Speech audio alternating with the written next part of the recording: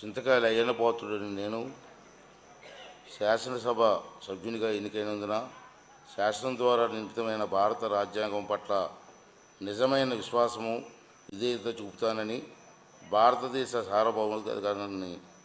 సార్వభౌమాధికారాన్ని సమగ్రతను కాపాడుతానని, నేను స్వీకరించబోయే కర్తవ్యాన్ని శ్రద్ధాశక్తులతో నిర్వహిస్తానని దైవ సాక్షిగా ప్రమాణం చేస్తున్నాను.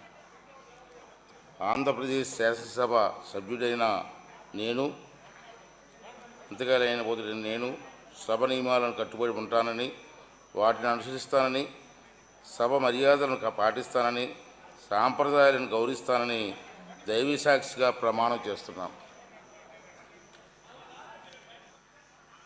శ్రీ బాలకృష్ణ నందమూరి.